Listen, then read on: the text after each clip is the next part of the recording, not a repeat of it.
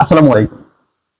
আজকে মিডিয়াগুলোর প্রধান শিরোনাম হচ্ছে পাকিস্তান হতে 25 টন মাদক আমদানি বাংলাদেশে। বিবিসির মতো একটি পত্রিকাও তাদের ফ্রন্টলাইনে নিউজ করেছে পাকিস্তান হতে 25 টন পপি সিড আমদানি।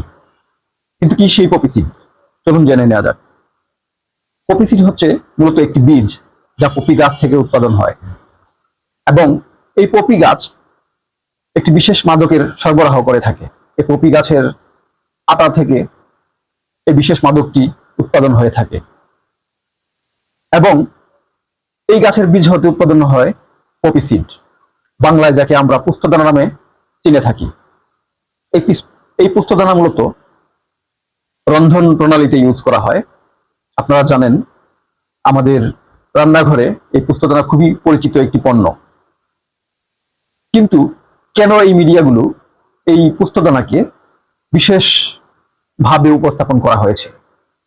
এটাই হচ্ছে একটা পতিত সরকারের গুজব ছড়ানোর একটা কৌশল। পুস্তদানা এমন একটি বীজ যাতে কোনো মাদকের উপস্থিতি নেই।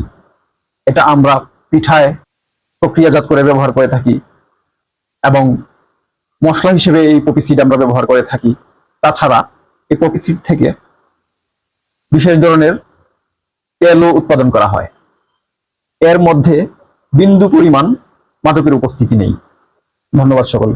আসসালামু আলাইকুম।